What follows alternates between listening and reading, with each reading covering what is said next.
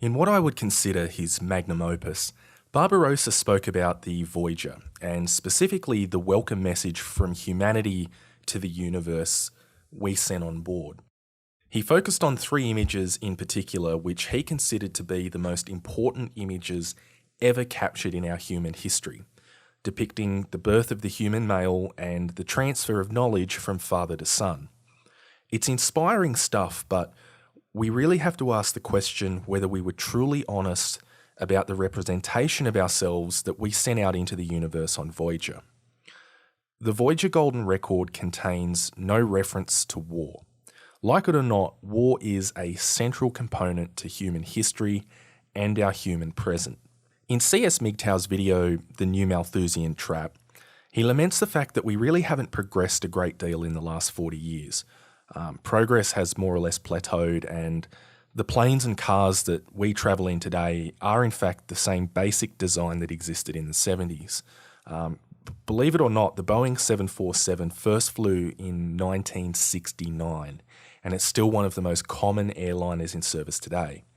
Now, CS talked about many trappings of modern consumerism that led to this developmental stagnation, although I can't help but wonder if this isn't also in part due to the fact that we really haven't had any large-scale conflicts in the last half century that truly pushed developed industrialised nations to the absolute brink of survival. Biplanes, helicopters, nuclear fission, all of these things were rapidly developed in times of conflict to be used as tools of war. World War II, the most devastating conflict in human history, was a clash of civilizations that literally spanned continents. Millions died. Entire cities that had stood for centuries were carpet bombed to rubble.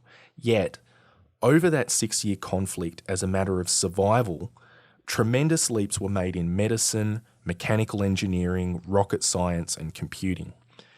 In the span of that 6-year conflict, the Germans went from propeller-driven Messerschmitt Me-109s to the world's first Me-262 jet fighters. The stakes for both personal and ideological survival were so high that development of new technologies to win were pushed beyond the envelope on both sides of the conflict. Even the space race that immediately followed played out against a backdrop of Cold War with the Soviets, as well as Korea, Vietnam. Additionally, the technology itself was largely based on the wartime rocket technology developed by the Germans. Comparatively, over the last 40 years or so, conflicts have been relatively minor, with self-contained effects that are rarely felt by the majority of Western citizens who make up the industrialized nations involved in those conflicts. The Manhattan Project saw us enter the nuclear age. For better or worse, the course of humanity fundamentally changed when Little Boy detonated over Hiroshima. Nuclear energy now accounts for over 10% of the world's total energy production, and to this day, people are still debating the ethics of dropping the bomb after Emperor Hirohito's initial offer of conditional Japanese surrender. I'm not sure the same can be said for the civilizational impact of some faceless guy remotely piloting a Predator drone, blowing up some nondescript bunker in the middle of the Afghan desert that, we probably won't even hear about unless somebody commits treason and slips WikiLeaks a bunch of classified diplomatic cables. During World War II, when England was being bombed on an almost daily basis, the conflict affected everyone directly, particularly the soldiers. Of the 125,000 men that joined the RAF Bomber Command, 55,573 were killed in action. That's a survival rate of just over 50%. So when those men enlisted, they were basically playing Russian roulette with, 3 rounds in the chamber.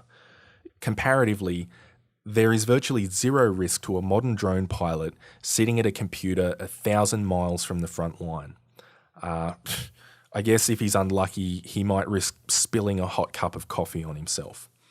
Now, there's no denying that frontline infantrymen still have one of the most dangerous jobs in the world. But even then, being posted to Iraq or Afghanistan today is not the same as charging over the top of a trench at Gallipoli or running up the beach at Normandy headlong into, oncoming German machine gun fire. Even for frontline troops, the risks and frankly the expectation of sacrifice just isn't the same as what it used to be. And that's to say nothing of the citizens sitting back at home completely unawares. Obviously, there are paradigm-shifting events that we are acutely aware of here in the First World. The world stood still the day those planes flew into the World Trade Center. Even here in Australia, for almost an entire week afterwards, you could switch the television on to any given channel and see the same 3 minutes of footage on repeat. Planes impacting, buildings falling. It was a really surreal moment in modern history. However, it did not push the US to the brink the way Europe was pushed in World War II. For all of the fear-mongering about Al-Qaeda and Islamic State, the annual death rate to US citizens caused by local gun violence outweighs the number of deaths from terrorism by almost 3 orders of magnitude. France, as absolutely tragic as those 129 murders were, will lose 25 times more people this year just from traffic accidents. What happened in France is a tragedy, and it's terrifying in as far as it fuels irrational, nightmare-filled contemplation about what could happen to you when you least expect it. But the chances of your nightmare actually coming true are about 100 times less likely than being struck by lightning. That irrational fear of terrorism really doesn't reflect a true survival threat to the French population or the French way of life.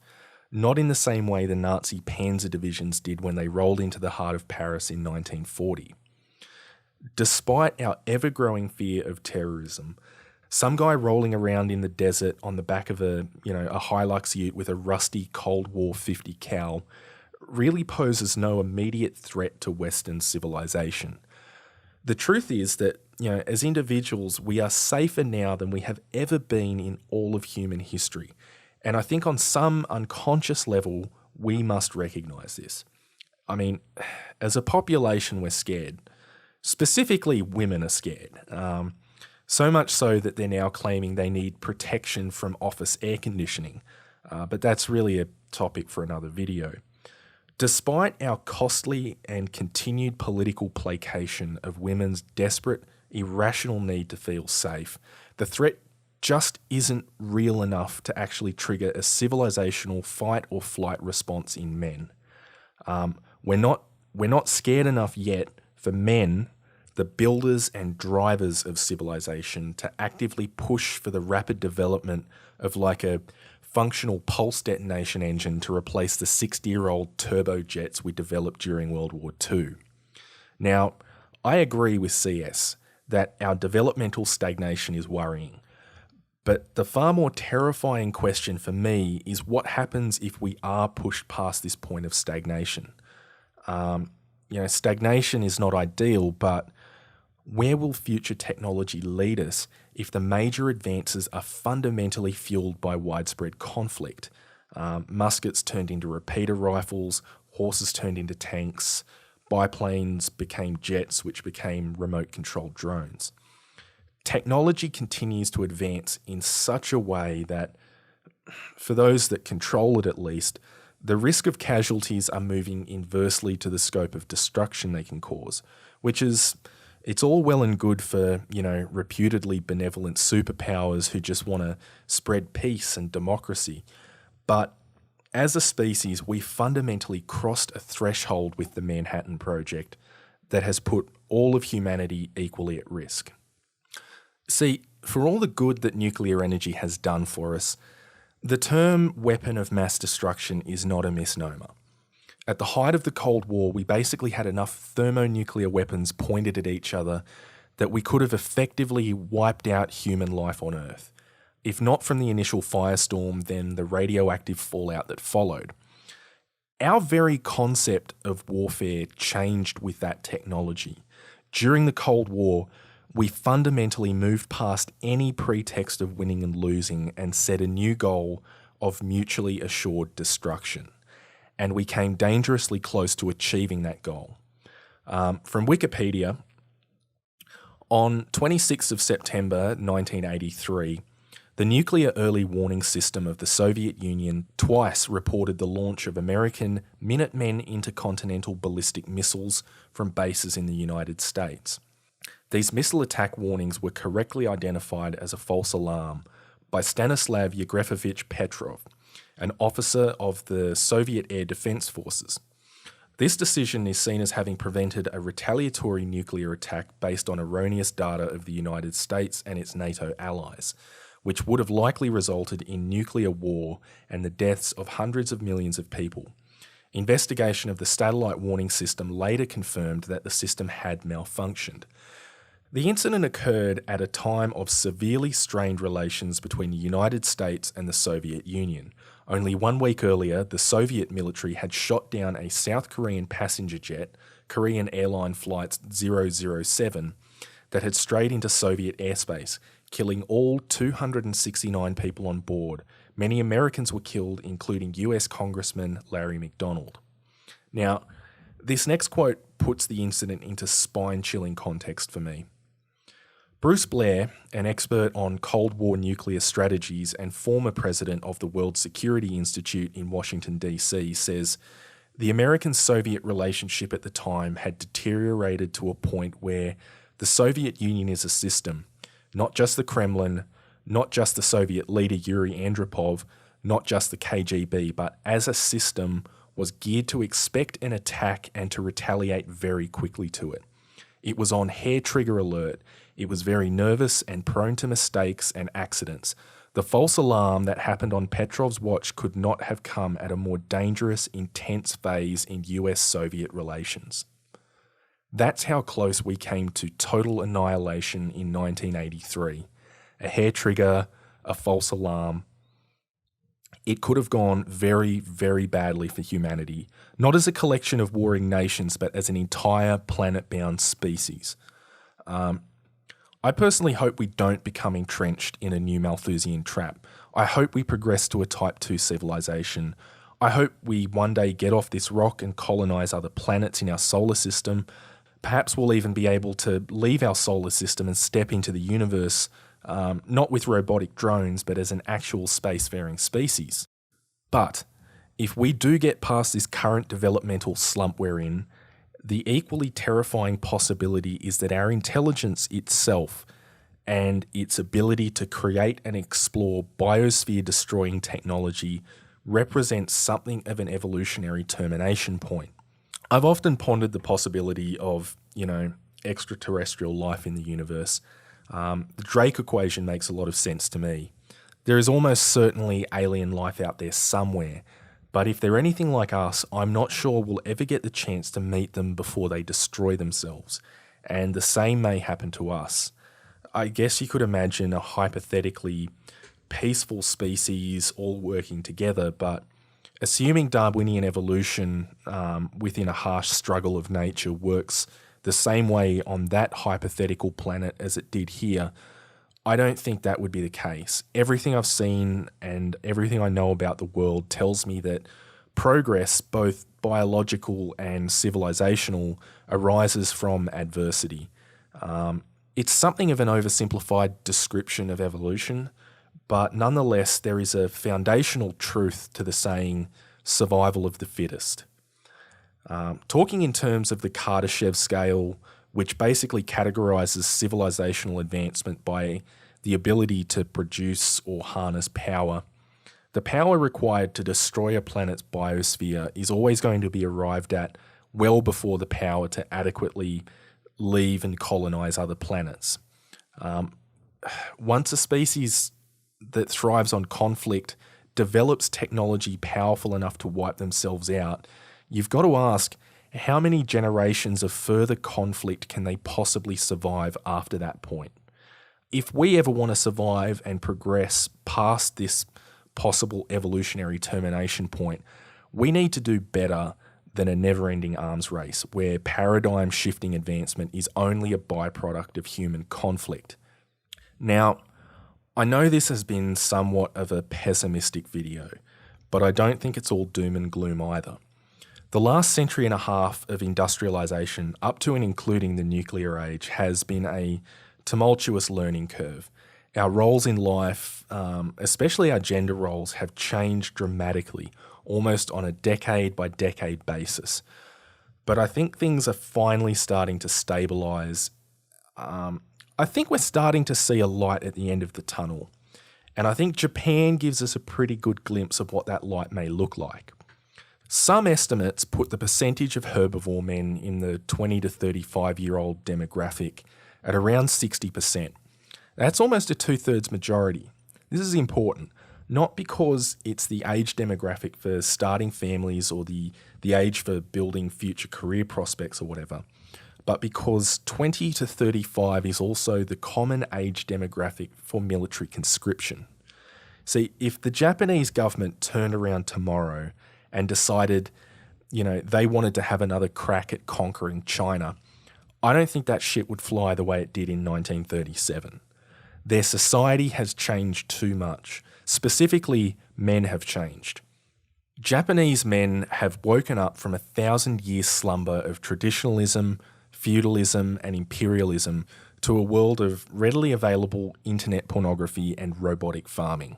And they've realised, unconsciously and en masse, that in this new world, they don't need to be the blood that greases society's gears anymore. Any sense of nationalism or traditional obligation, especially in as far as sacrificing themselves to support useless, parasitic, stay-at-home lady children, is gone. These Japanese men are already opting out in a way that could be described as protesting their unwilling conscription into the role of corporate samurai. Seriously, how do you think it's going to go if the government tries to conscript these same men into military service? With a 60% majority of these conscription-age men already living as grass eaters, I don't think they get the support numbers they needed. I don't think it's feasible. Even if they started to drag young grass eaters to the boot camp by force, these men, who now make up a majority, would not constitute an effective military. Even in traditionalist Japan, where school children are taught that a nail which sticks up should be hammered back down, we are dealing with a fundamentally new breed of man, a man who prioritises his freedom. Now, in a great many ways, the grass eaters almost represent the very embodiment of the new Malthusian trap CS was talking about. But there is something to be taken away from this. While the Japanese grass eaters are men going their own way by the strictest definition of the phrase, MGTOW as a movement, as we understand it, has one very important thing going for it that the grass eaters lack. And that, gentlemen, is knowledge. The grass eaters have no Barbarossa. They have no Stardust, or CS, or Nico, or Spetsnaz. I see men having the opportunity to free themselves from this developmental arms race, but far from a simple rejection of traditionalist disposability like the grass eaters, this freedom is based on an enlightened male understanding of self and a personal quest for knowledge and future advancement. In the past, loners like Nikola Tesla existed as complete aberrations to the Victorian and Edwardian traditionalism of the day. In future, as more men begin to value their personal freedom in the face of technology and increasingly dysfunctional female behaviour, these self-interested, inquisitive, inventive men could actually become the new normal. As more and more men drop out and pursue their own interests rather than the interests of women, we may not need to rely on warfare as a tangential means of escaping the new Malthusian trap. Manufactured nationalistic pride no longer works. White feathers of shame no longer work. I see a future where, rather than an army of conscripted soldiers with guns shoved into their hands, we will come together and form a grassroots army full of Nikola Teslas, each armed with nothing more than his own imagination and the freedom to pursue his dreams. Make no mistake, gentlemen, we are entering a new age, being forged by a new kind of man. I started this video with a reference to Barbarossa's Powered by Orgasm, and it seems appropriate to end here with the same final thought. What ought to crawl has learned to walk.